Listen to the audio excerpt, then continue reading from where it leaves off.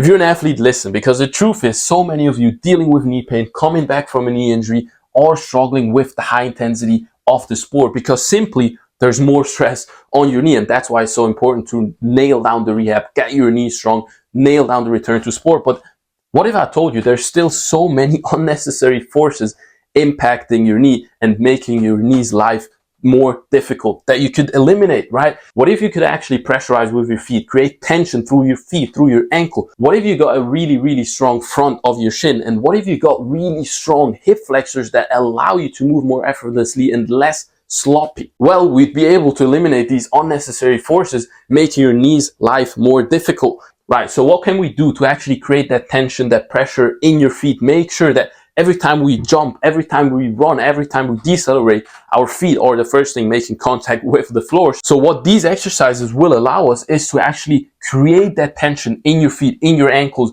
and make sure we're able to absorb these forces effortlessly. Because if we're not absorbing forces already at our feet, at our ankle, then they're moving up, right? And if that happens, well, then we still have the tibialis raises that will actually make sure if we really use progressions, you start using weight, progressively overload, get really strong there, that's also going to help to, okay, what comes after your ankles, after your feet? Well, it's the shin, right? It's the lower leg. And if we get strong there, because every time we decelerate, every time we put our heel into the ground, the tibialis muscle is a decelerator that also is going to help to remove those unnecessary forces, because if they're not being absorbed at your feet, at your ankle, at your lower leg, then what's next?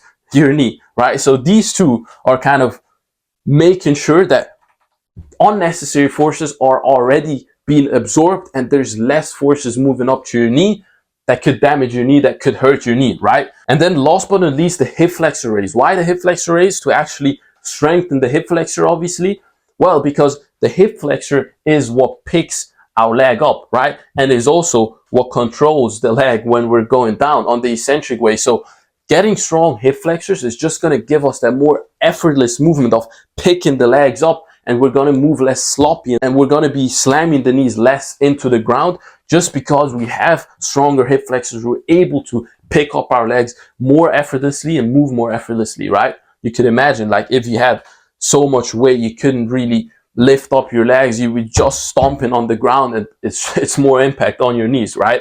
So these three are areas that people often forget about. People often really don't take as seriously as they could, because, well, yeah, you might be doing some tib raises, but are you actually taking it to a heavy weight? Are you actually taking it serious? Hip flexor raises, we're seeing loads, right? We're seeing loads of hip flexor drills. Are you actually taking it to a level where you're repping out hip flexor raises with loads of weight? Are you actually able to, like forefoot iso? Let me break down the exercise quickly for you here. The forefoot iso, what's really important there is that you actually create that tension in your feet, right? There's no point doing this exercise if you're just chilling there. Like, the most important thing is here that you're pushing your foot into the ground, that you see your anterior tibial tendon contract, that you know your ankle is stiff. Same thing here as well with the bounces. We're not doing ankle bounces or something where we're, letting the heel drop. With these fascia bounces, we want to make sure our heel doesn't drop. We keep the ankle stiff and we're getting off the floor as quick as possible, as effortlessly as possible. And we're not even trying to jump high, right? These two are really making sure that we're able to create that tension there. And also, because we're keeping our heel off with these exercises here, we know, okay, the ankles now serve as a spring, right? It's way less sloppy again. Like, if our ankles, our feet are able to serve as a spring, as a force absorber, and also propelling us forward more effortlessly, that's kind of goes into the same principle of the hip flexor raise as well. Tibialis raise is just so simple because we're doing the calf raises, right? For the back of our lower leg. Amazing.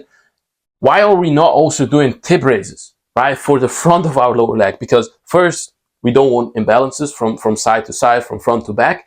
And then also, every time we decelerate with heel first, our tib muscle contracts, right? Our tib muscle is then, the stronger it's going to be, the more unnecessary forces it can absorb. So it's pretty much a mathematical equation, right? Get your tib stronger, there's less unnecessary forces moving up to your knee. Hip flexor raise, here what I want to emphasize is really just get them actually strong, right? Not just do like body weight hip flexor drills or something like that. I mean, if you're doing an L-sit, then you're probably pretty advanced already, but there's more stuff that goes into an L-sit as well. That's why the hip flexor raise, where we're really just focusing on the hip flexion, right? We're standing on one leg and the other hip flexor is working hard. We attach some weight, whether that's a kettlebell, whether we wrap a dumbbell around our feet there. However you can do it, try and get those hip flexors really, really strong, because this is also the free weight hip flexor raise is just the most simplest thing to do in terms of, okay, if we're running, it's also free weight, right? If we get really strong there, like, and we're also creating that tension in the other leg at the same time, right? Because we're lifting the leg, right side, for example, the left leg also has to be stable. And it's as if we're running actually, like, boom, left leg is going into the ground, right leg is going up. Both have to be working nicely and also be strong. And I just love the hip flexor raise, right? This is such a simple exercise that if you actually understand the importance of the hip flexors, right? Picking up your legs, making sure you move more effortlessly, making sure that you're actually able to pick up your legs faster as well. Like, it's not just going to help with your knee, right? It's also going to make you a better athlete. But today we have to focus on the knee and really getting stronger hip flexors as well. It's just going to make the life of your knee easier. So, summing up quickly before I continue rambling on here, these three, if you implement that, make the life of your knee easier, take off some unnecessary forces, especially if you're in season, if you have so much going on. Like, try and help your knee with that, and obviously get it stronger, the knee directly as well. We're talking loads about that. The actual knee joint, making that strong is going to be the most important thing. But these accessories can make it easier for you, and that's the goal here. So this was day 10 of the Bulletproof Truth. See you on day 11. Peace.